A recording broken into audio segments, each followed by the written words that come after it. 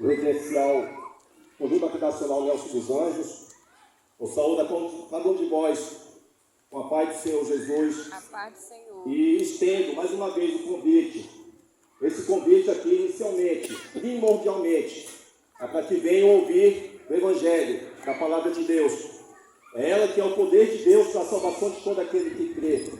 Mas Jesus não nos isenta, como cristãos, a praticar boas obras que Ele, desde antes da fundação do mundo, determinou. Esse texto que eu vou ler não é o texto que vai ser base para a pregação, mas é um texto que justifica aquilo que eu vou pegar a falar com relação ao convite que eu estou estendendo a cada um de vós. Jesus Cristo, no Evangelho segundo Mateus, capítulo 34, verso 40, diz assim: então dirá o rei a todos que estiverem à sua direita: vinde, abençoados de meu Pai, recebei como herança o reino, o qual vos foi preparado desde a fundação do mundo. Pois tive fome e me deste de comer, tive sede e me deste de beber, fui estrangeiro e vós me acolhestes.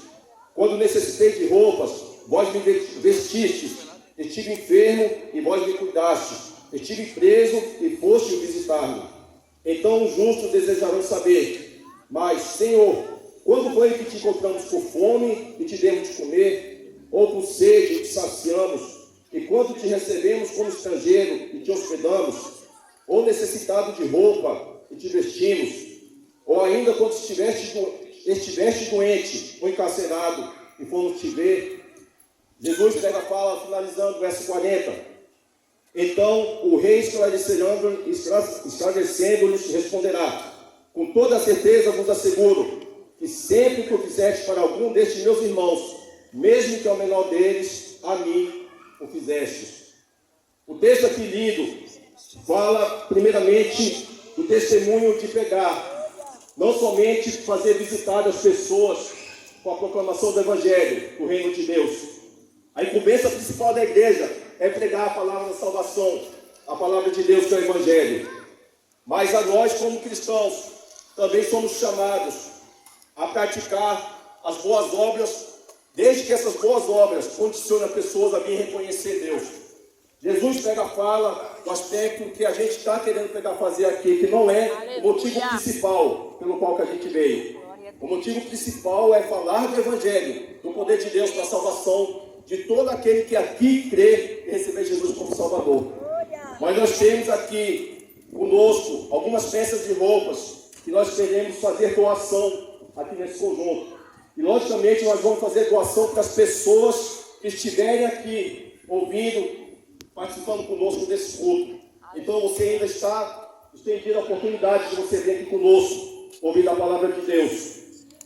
Agora peço aos irmãos e a cada um de vocês que nas suas casas, que não quiserem vir descer aqui, estiverem com uma Bíblia, abram por favor na carta de Paulo aos Romanos capítulo 3, versos 10 a 12. Romanos capítulo 3, verso 10 a 12. A palavra de Deus vai dizer o seguinte: como está escrito, não há nenhum justo, nem ao menos um. Não há uma só pessoa que entenda, ninguém que de fato busque a Deus. Todos se desviaram, tornaram-se justamente inúteis. Não há ninguém que pratique o bem. Não existe uma só pessoa. Jesus Cristo chamou a cada cristão que está sobre a face da terra a um mandamento. Na verdade, vários mandamentos, mas esse é o principal de todos.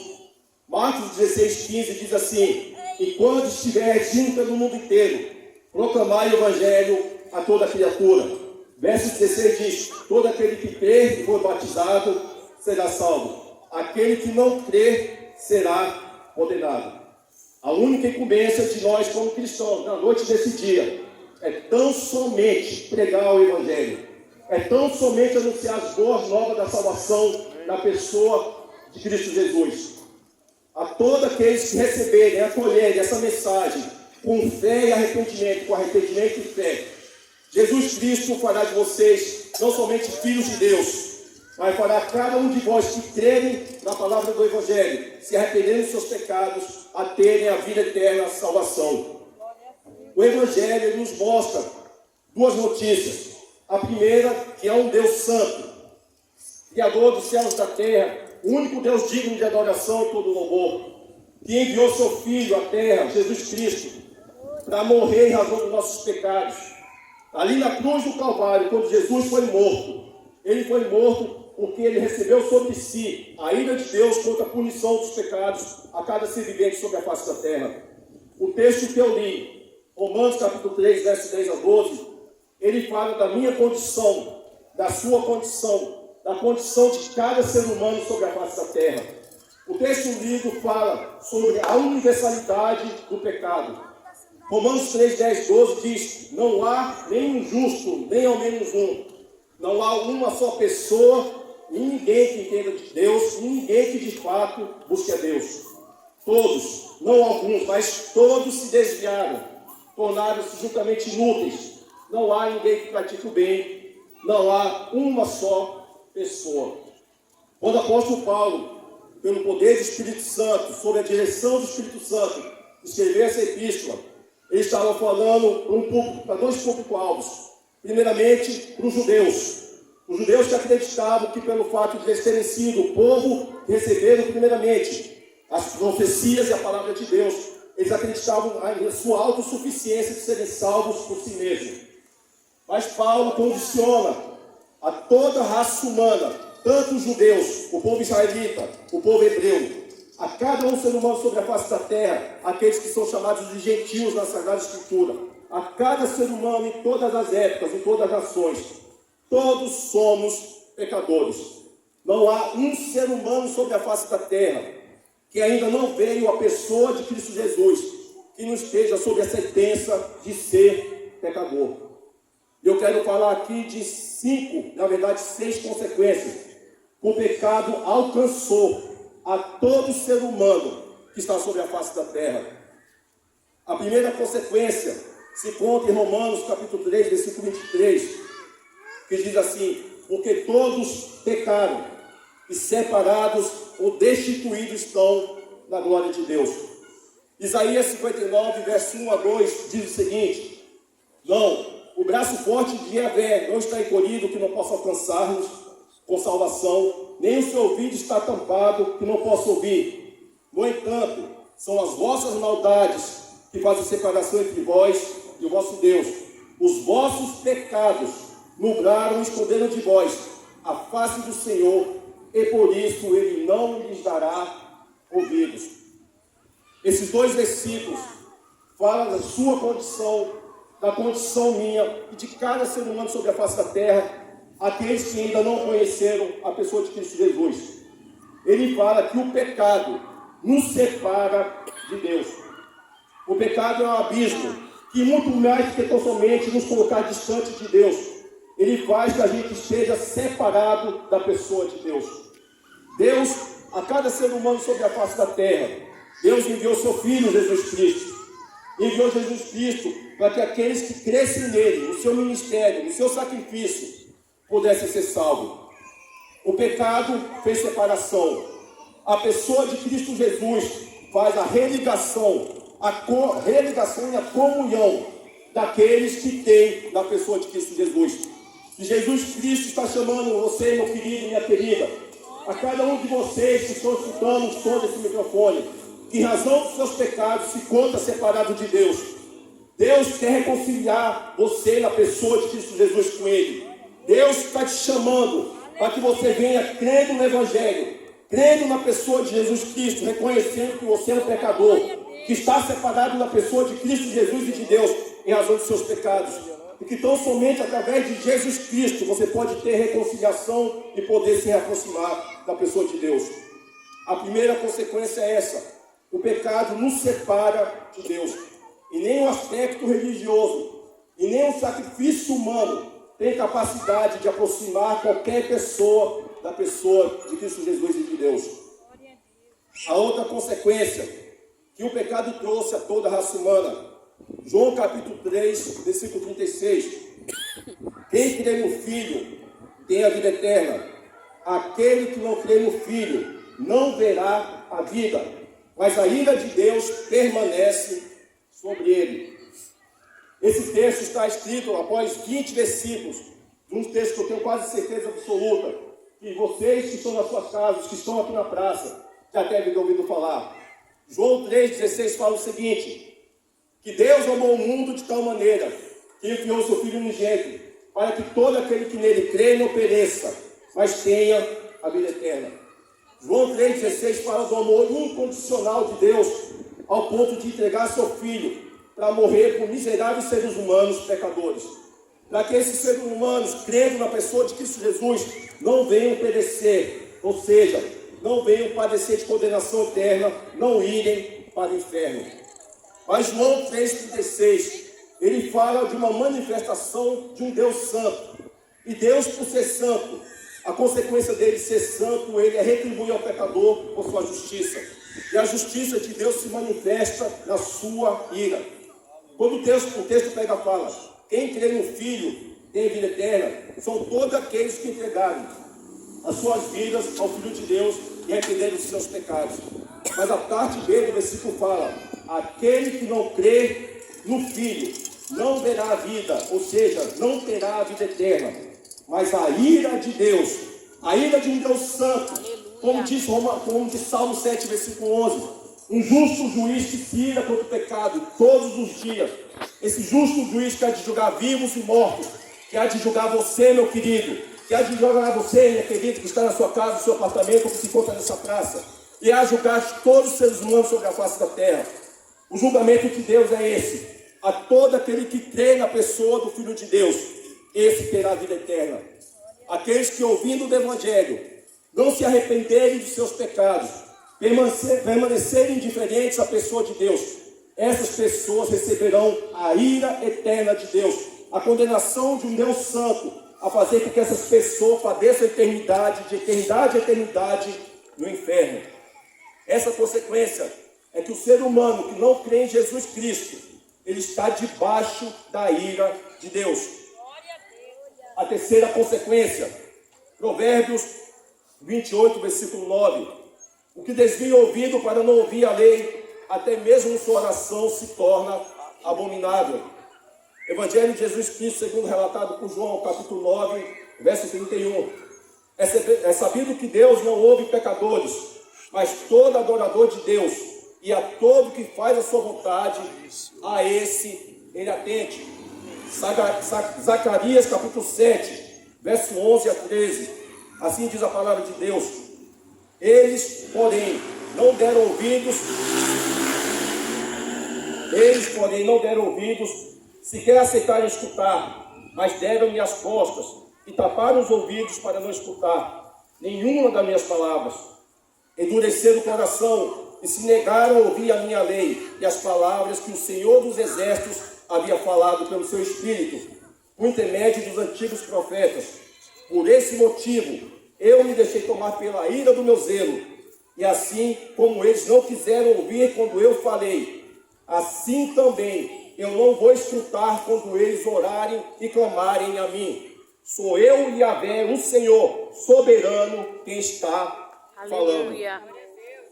Esses três textos da Sagrada Escritura, 2 do Antigo Testamento e 1 da Nova Aliança do Novo Testamento, revelam uma condição que pode estar sobre sua vida. A você que ainda não entregou a sua vida ao Filho de Deus, a você que ainda vive no pecado, a você que ainda não renunciou a sua vida para viver uma vida conforme a vontade de Deus pela pregação e pelo poder do Evangelho. Até a mais fervorosa oração, até a mais demorada oração que você possa pegar a fazer, até o mais demorado culto que você possa prestar, acreditar que está prestando a Deus, Deus não te dará ouvidos. Esses três textos falam de forma unânime, fala que Deus não ouve a oração de um pecador. Talvez para você que tenha sido criado em um contexto religioso, independente de qual seja a religião, talvez você tenha sido criado no entendimento que Deus ouve todas as pessoas.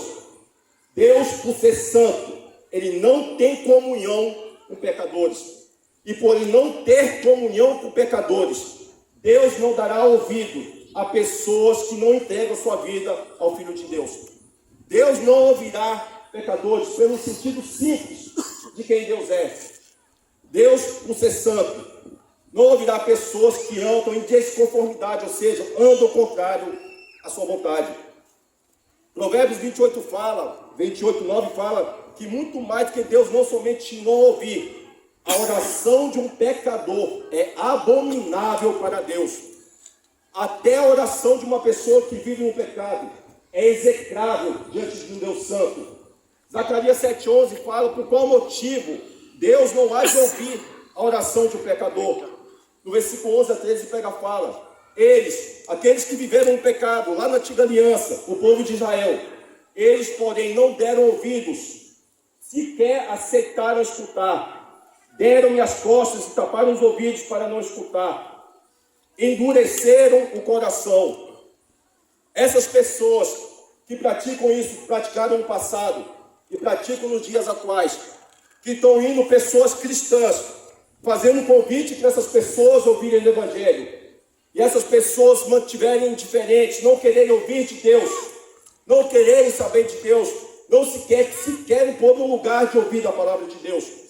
Quando essas pessoas estiverem na maior das aflições da sua vida, se elas não tiverem arrependimento dos seus pecados, mas estiverem fazendo uma oração hipócrita. Hipócrita é uma oração que a pessoa faz, que ela tem um aspecto de contrariedade a Deus, vive uma vida diferente a Deus, mas quer ser ouvido por Deus. O texto fala que Deus, o próprio Deus falando, eu não vou escutar quando eles orarem e clamarem a mim.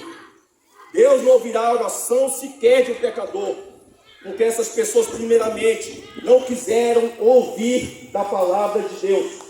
Elas, primeiramente, não quiseram dar ouvidos à pessoa de Deus. Elas, tendo ouvido a palavra de Deus, mantiveram seus corações endurecidos e indiferentes à pessoa de Deus. A quarta consequência, meu querido, minha querida, que o pecado trouxe a mim e a você, a todo ser humano sobre a face da terra. Jeremias 17:9 e Mateus 15:19, com palavra diferente, mas no mesmo sentido, diz o seguinte: ora, não há nada mais enganoso e irremediável do que o coração humano, e sua doença é incurável. Quem é capaz de compreendê-lo? Mateus 15:19 diz o seguinte: porque do coração é que procedem os maus intentos, homicídios, adultérios, imoralidades, roubos, falsos testemunhos, calúnias e blasfêmias. Essa consequência aqui, meu amado querido, está na vida de todo aquele que ainda não creu na pessoa de Cristo Jesus. O coração do ser humano que ainda não conheceu Jesus Cristo é corrupto. O que é o coração segundo a Sagrada Escritura? O coração é o centro da vontade do homem. É aquilo que faz a manifestação de tudo aquilo que o homem pensa, de tudo aquilo que o homem deseja, de tudo aquilo que o homem anseia se manifestar através da sua vida. A Bíblia fala que é do coração do homem que procedem maus intentos e suas maquinações. E a Bíblia fala no próprio Evangelho de Jesus Cristo, segundo o relato de Mateus, que a boca fala do que o coração está cheio. Toda malignidade, toda palavra torpe, toda palavra ofensiva, toda palavra de blasfêmia, toda forma de engano e corrupção que possa proceder dos seus lábios e que se manifesta através da sua vida, procede de um coração corrupto e enganoso que todo ser humano que ainda não conheceu Jesus Cristo tem. O pecado faz que o ser humano tenha o coração corrupto, enganoso e perverso. Outra consequência, a quinta consequência que o pecado trouxe a toda a raça humana.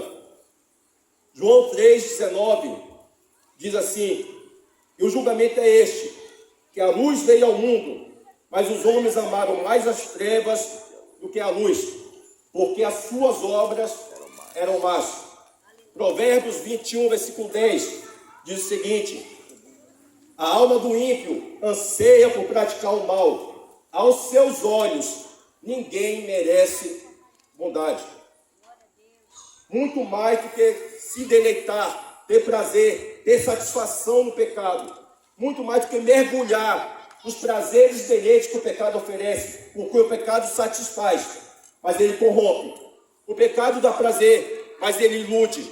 O pecado atrai o homem a pegar viver nos seus belos prazeres, mas o pecado traz a condenação eterna. Mas o homem que está sem Cristo Jesus, muito mais do que se deleitar naquilo que o pecado faz, ele tem prazer e amor pelo pecado. E a consequência disso qual é? Jesus Cristo falando, 3 versículos após João 3,16, ele fala assim: e o julgamento é este, que a luz veio ao mundo. E essa luz que Jesus Cristo está falando é a sua própria pessoa. A luz veio ao mundo, mas as pessoas, os homens, amaram mais as trevas do que a luz. Ou seja, os homens amaram mais o pecado, mais aquilo que o pecado dá, mais aquilo que o pecado satisfaz, mais aquilo que o pecado pega, faz o homem ter, do que amaram a pessoa de Cristo Jesus. Mas por qual motivo essas pessoas amaram mais ao pecado do que a Deus? Mais amaram o pecado do que a pessoa de Jesus Cristo? Porque as suas obras, todas as suas obras, eram más. A você que está distanciado de Deus, a você que se encontra afastado da pessoa de Cristo Jesus, muito mais que está nesse momento na sua casa, se deleitando no pecado, muito mais que nesse momento está na sua casa, fugindo de ouvir a palavra de Deus, você está tendo prazer, por mais que você não tenha consciência disso, de viver uma vida indiferente a Deus. Porque o pecado, muito mais do que dar prazer, muito mais do que satisfazer, ele faz o homem escravizado pelo pecado. O próprio Senhor Jesus, em João 8,34, fala: e todo aquele que pratica o pecado é escravo do pecado. Que possa ser essa sua condição, meu querido e minha querida. Por você estar vivendo no pecado, você está escravizado por ele. Mas a pessoa do Filho de Deus, pela pregação do Evangelho, pela ministração da palavra e pelo poder do Espírito Santo de Deus, está chamando pecadores à libertação. A pessoa de Jesus Cristo está convidando a pessoas a renderem a sua vida ao Filho de Deus. João 8,32 diz: e conhecereis a verdade, e a verdade vos libertará. E a verdade se chama Jesus Cristo, o Filho de Deus, que está por sua infinita misericórdia, por sua graça e pelo amor que Ele tem para te dar a salvação, a te fazer um convite, a estender muito mais a oportunidade que você tão somente ouvir do Evangelho, para você render a sua vida ao Filho de Deus e encontrar o perdão de todos os seus pecados e ser salvo na pessoa de Cristo Jesus. E a última consequência, essa que eu vou pegar a falar, é a mais drástica, a mais horrível e a única que é irreversível.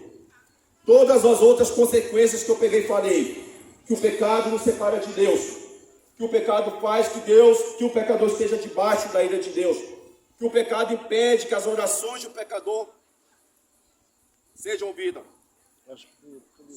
Não, mas acho que desligou ali. Eu acho que também. Oi, acho que desligaram lá. Foi lá mesmo.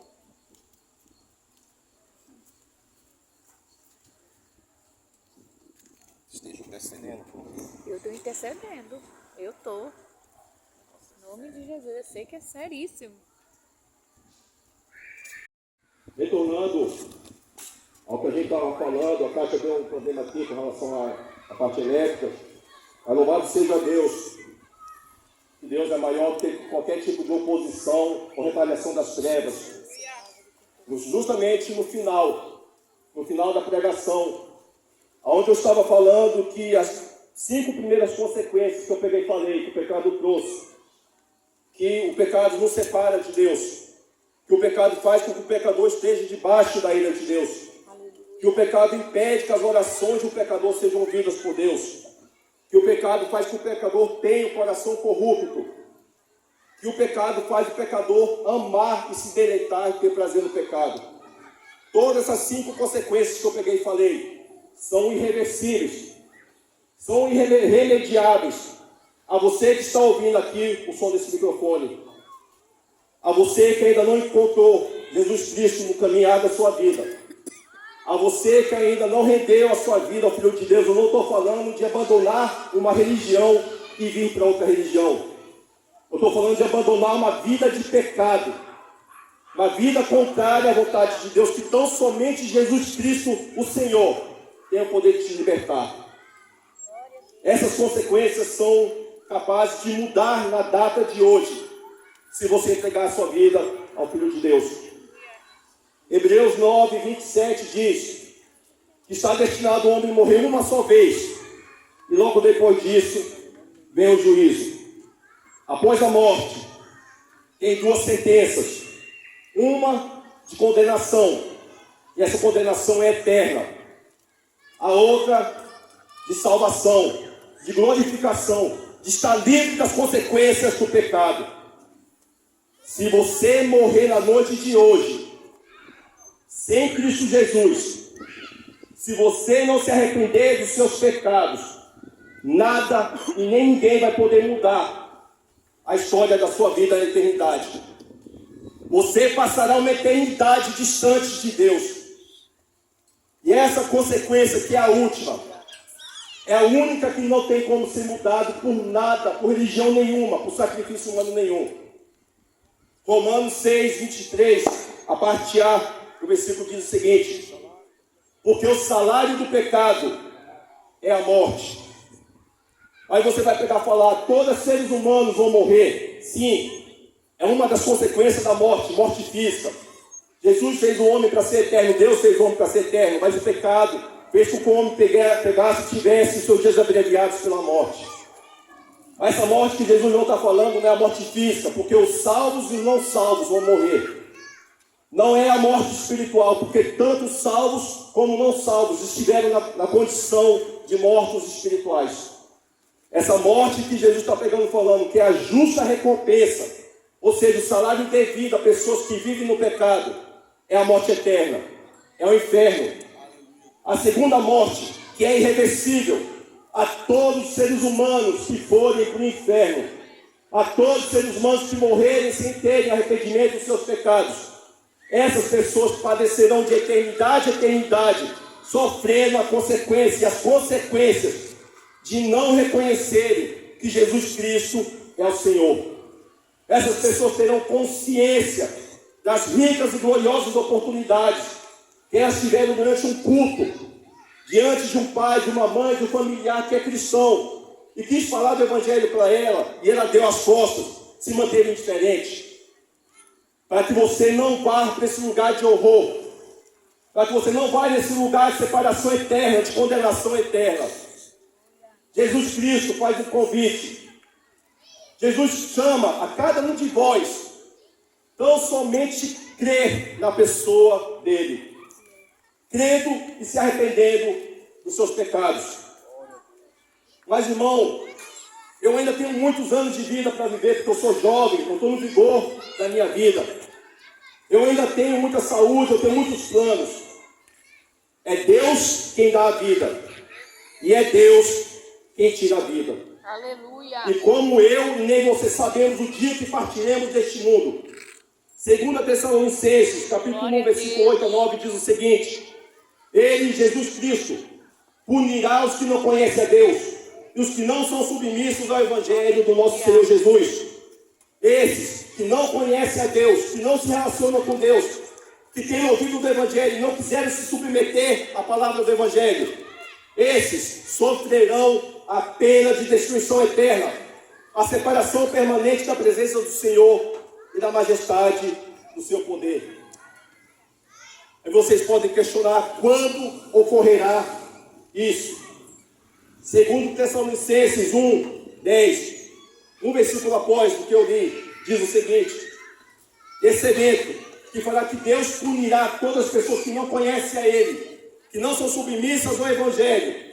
Esse evento se dará no dia em que Ele vier para ser glorificado nos seus santos, e exaltado em todos que estiverem crido, inclusive em vós, que creste em nosso testemunho. A Bíblia diz que assim como Jesus veio à terra como homem, morreu em razão dos nossos pecados, Jesus fez uma promessa que está muito próxima, meus amados, de acontecer. Porque os céus estão manifestando os sinais. O cenário político está manifestando os sinais. O cenário geográfico, econômico está manifestando os sinais. Jesus Cristo, Filho de Deus, está breve de voltar. Aleluia. Jesus Cristo, Filho de Deus, chama você antes dos seus dias partirem deste mundo, ou antes da manifestação gloriosa da sua vinda, que tanto um quanto o outro, o dia que você vai morrer, ou o dia que Jesus Cristo vai voltar, nenhum de nós sabemos. E justamente hoje, Jesus Cristo faz um convite para vós: arrependei-vos e crede no Evangelho. E a cada um de vocês que estão nos seus apartamentos, ou que estão aqui nessa praça, que querem entregar a sua vida ao Filho de Deus, que querem ser salvos e querem pegar até o arrependimento dos seus pecados e não padecer a condenação eterna no inferno, nós te fazemos um convite da parte de Deus. Nós estamos aqui disponíveis para orar por vocês, para cada um de vocês que reconhecerem que tão somente Jesus Cristo é o Senhor e que tão somente Jesus Cristo pode te salvar. Jesus Cristo vos chama. Qual vai ser sua resposta para Ele? Jesus Cristo te convida. Até quando você vai resistir o convite da graça? Até quando você vai resistir o convite da salvação? Jesus quer te salvar. Amém, Senhor. Eu peço ao pastor José Luiz que faça essa oração, e quem tiver desejoso no seu coração de vir receber e entregar sua vida ao Filho de Deus, nós estamos aqui para orar por vós. Que Deus em Cristo Jesus vos salve e vos abençoe. Amém. Amém, Senhor.